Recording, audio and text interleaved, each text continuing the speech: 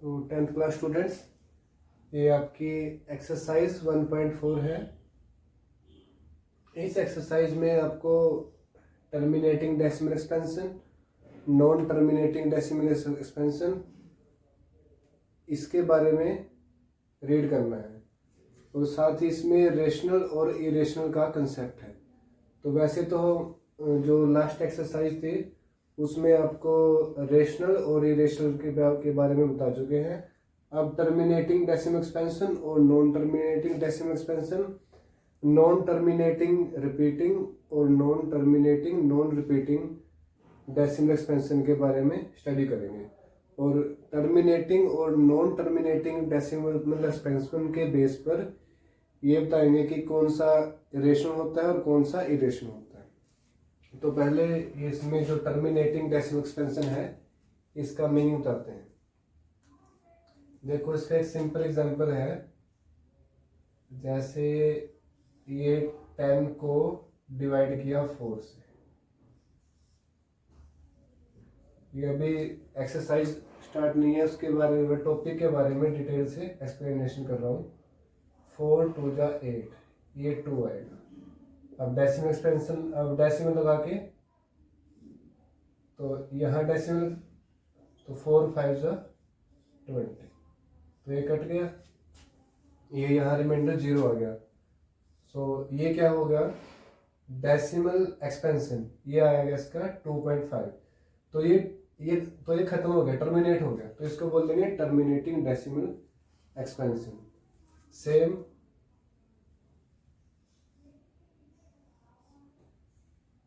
अगर आप ऐसे करते हो 3.14, इसको डिवाइड करते हैं मान लिया 2 से, तो ये जाएगा इस पे 1, फिर ऊपर से 1 उतारा, ये पॉइंट लगेगा यहाँ, ये तो ये 2 से बचा। तो देखिए ये डेसिमल भी, ये डेसिमल के बाद ये इसका एक्सपेंशन आया, तो इसको बोलते हैं डेसिमल एक्सपेंशन। बट ये क्या हुआ, फाइनाइट स्टेप के बाद खत्म हो गया। फाइनाइट का मतलब कि कुछ सीमित स्टेप्स के बाद ये खत्म हो गया, तो इसको बोल देंगे टर्मिनेटिंग डेसिमल एक्सपेंशन। तो मैं इस डेसिमल एक्सपेंशन की डेफिनेशन राइट कर देता हूँ, नोट कर लेना। तो ए डेसिमल एक्सपेंशन ये जस्ट आपके नॉलेज के लिए है, एक्सरसाइज में नहीं है ये, इसकी डेफिनेशन वगैरह उसके बेस पर जो क्वेश्चन है वो है ए decimal expansion which ends after finite number of steps, कि जो डेसिमल एक्सपेंशन कुछ स्टेप्स के बाद खत्म हो जाता है, जो एंड हो जाता है, उसको बोलेंगे टर्मिनेटिंग डेसिमल एक्सपेंशन।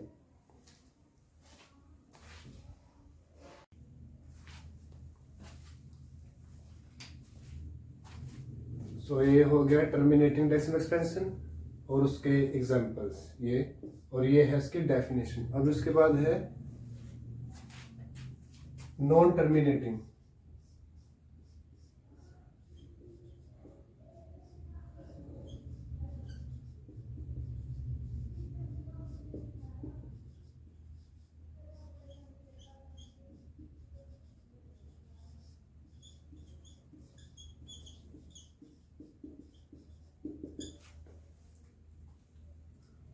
ये देखिए, इसका इजिएस्ट एग्जांपल है।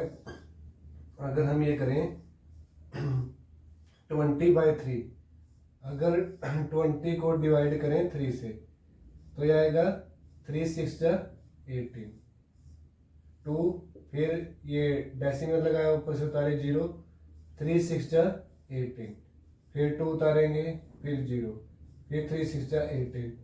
जितनी बार ये 2 उतारते जाएंगे अप टू सो ऑन, ये क्या होता जाएगा, ये 6 6 6 6 आता रहेगा।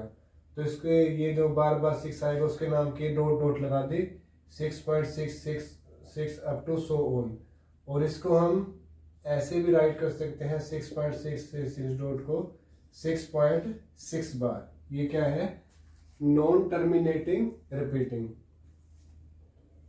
तो इसकी डेफिनेशन क्या है एक्चुअल कि ए डेसिमल एक्सपेंशन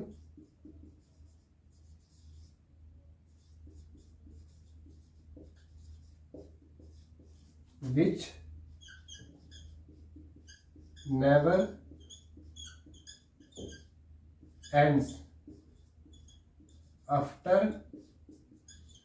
डेसिमल, कि जो डेसिमल के बाद एंड ना हो, जो खत्म ना हो, जो उसके बाद भी कैरी ऑन होता रहे आगे से आगे, तो उसको बोलेंगे नॉन टर्मिनेटिंग डेसिमल एक्सपेंशन। तो आई होप आप सबको ये टर्मिनेटिंग और नॉन टर्मिनेटिंग डेसिमल एक्सपेंशन समझ में आ गया होगा। इसके बाद इसका एक पार्ट और है नॉन टर्मिनेटिंग। तो ये क्या था? Non terminating repeating. अब एक पार्ट और होता है, वो होता है non terminating non repeating. For example ये इसका थर्ड है, ये होता है नॉन टर्मिनेटिंग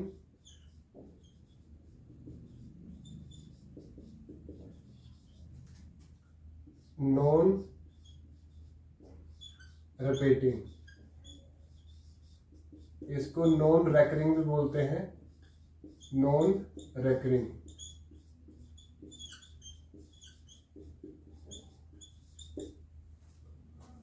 स्टूडेंट्स देखिए, अगर किसी का डेसिमल एक्सपेंशन इस टाइप का आ जाए 2.10 100 10001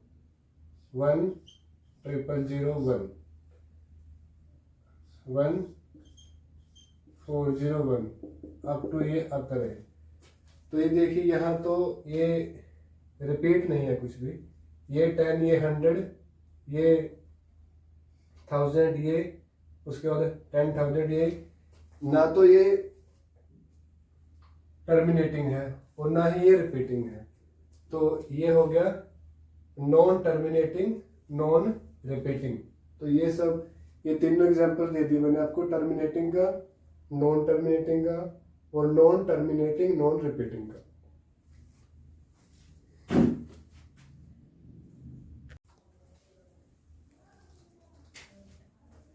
तो स्टूडेंट्स, अब तक मैंने आपको ये 3 टाइप के वो बताए डेसिमल एक्सपेंशन, टर्मिनेटिंग, और सेकंड नॉन टर्मिनेटिंग रिपीटिंग, और third non terminating non repeating. तो अब उसके बेस पर यह बताना है कि कौन सा रैशनल होगा और कौन सा इरेशनल होगा। तो देखिए ये 3 है। फर्स्ट है टर्मिनेटिंग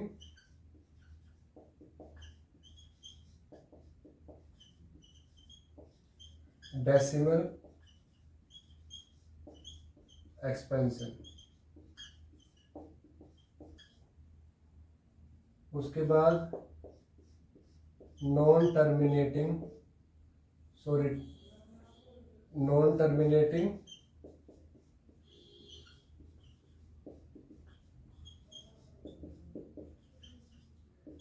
रिपीटिंग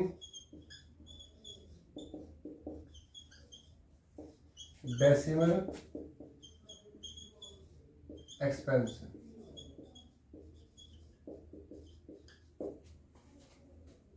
थर्ड है नॉन टर्मिनेटिंग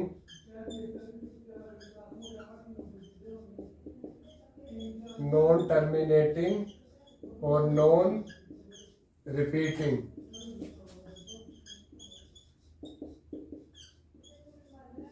डेसिमल एक्सपेंशन।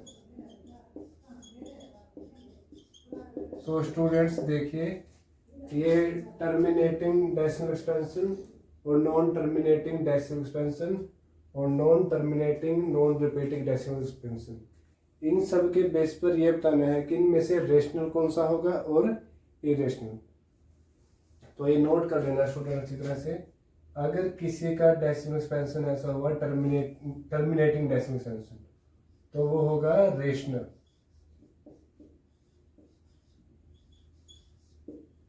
होगा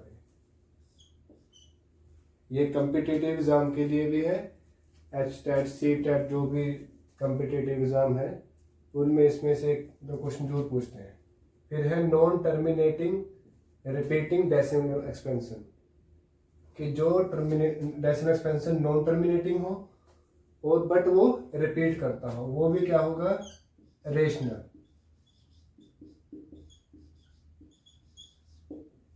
उसके बाद थर्ड है, अगर डेसिमल एक्सपेंशन ऐसा हुआ नॉन टर्मिनेटिंग नॉन रिपीटिंग, तो वो होगा इरेशनल।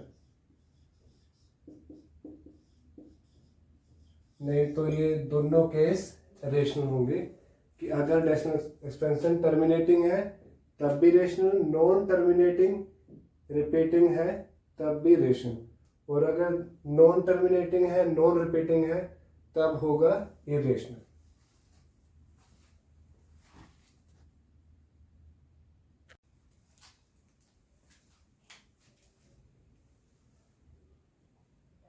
देखिए स्टूडेंट्स, अगर ये दिया है रेशनल नंबर,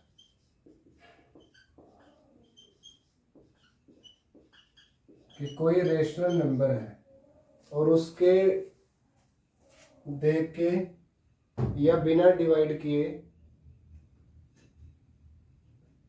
ये बताना है कि उसका उसका जो डेसिमल एक्सपेंशन है वो टर्मिनेटिंग है या नॉन टर्मिनेटिंग है,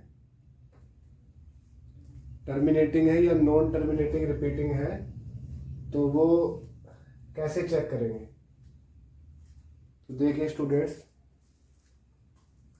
ये दो फॉर्मूले हैं और इसके स्टेप हैं। फर्स्ट क्या करना है, step 1, find prime factorization of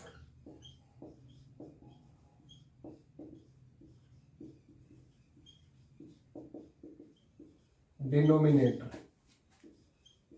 जो डिनोमिनेटर है, जैसे ये नंबर है rational number P by Q, ये नंबर है P बाई क्यू, तो P न्यूमरेटर है, क्यू डिनोमिनेटर है। तो स्टेप 1 क्या है कि फर्स्ट जो डिनोमिनेटर है उसकी प्राइम फैक्टराइजेशन फाइंड करेंगे। सेकंड देखो, ये आपने उसमें राइट नहीं करने, ये जस्ट आपके अंडरस्टैंडिंग पर्पज के लिए है। स्टेप 2 क्या होगा, if prime factorisation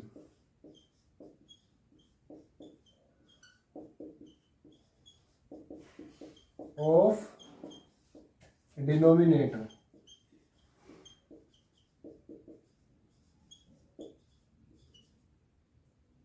of the form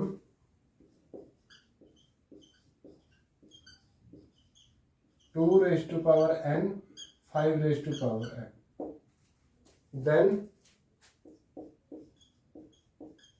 prime factorization, then decimal expansion is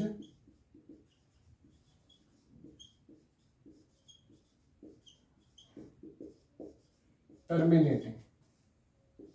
तब क्या होगा, डेसिमल एक्सपेंशन क्या होगा, टर्मिनेटिंग। इसको और सिंपल लैंग्वेज में लिखें तो if prime factorization of denominators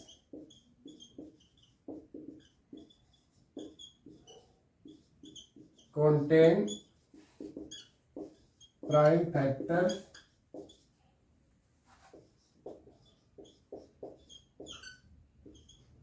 to और 5 or both, then decimal expansion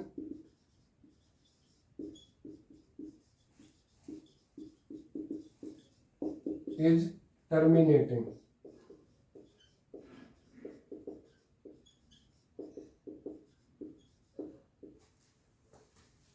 अब देखिए स्टूडेंट्स, फर्स्ट क्या करना है, जो डिनोमिनेटर है P बाई क्यू, तो जो नीचे वाला को बोलते हैं डिनोमिनेटर, तो उसका प्राइम फैक्टरेशन निकालना है। प्राइम फैक्टरेशन निकालने के बाद ये चेक करना है कि उसके प्राइम फैक्टराइजेशन में कौन से नंबर है। अगर उसके प्राइम फैक्टराइजेशन में जस्ट 2 प्राइम हुए, 2 और 5, या अकेला 2 हुआ फैक्टर्स 2 और 5, या अकेला 2 हुआ या अकेला 5 हुआ, और बोथ दोनों हुए 2 और 5, then decimal expansion is terminating. तब डेसिमल एक्सपेंशन होगा टर्मिनेटिंग। सेकेंड रूल है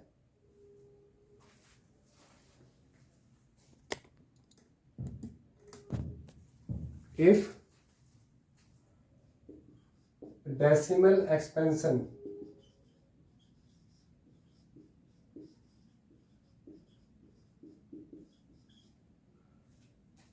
is not of the form 2 raised to power n, 5 raised to power m, और ये ऐसे भी हो सकता है कि if prime factorization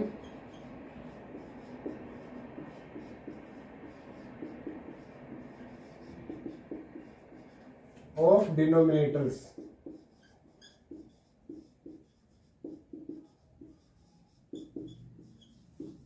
contain prime factors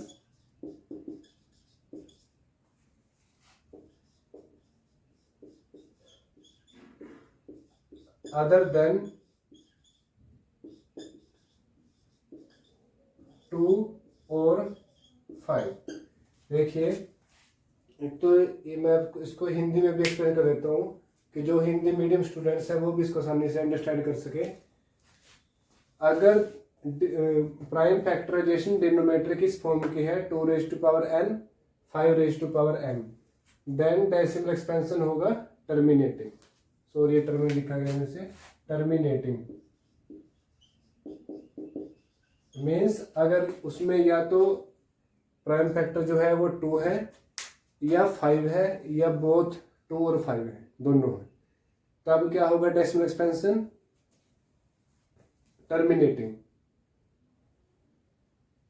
if decimal expansion is not of the form 2 raise to power n, 5 raise to power m, मतलब कि अगर हमने जो डिनोमिनेटर है उसकी प्राइम फैक्टराइजेशन निकाली और उस प्राइम फैक्टराइजेशन में अगर एक भी नंबर 2 और 5 के अलावा आ गया, कि जैसे 3 आ गया या 7 आ गया, 11 आ गया, तब जो डेसिमल एक्सपेंशन होगा वो होगा नॉन टर्मिनेटिंग रिपीटिंग। तो ये रूल है इसके, ये नोट कर लेना। तो डेसिमल एक्सपेंशन इस केस में और कैसा होगा, नॉन टर्मिनेटिंग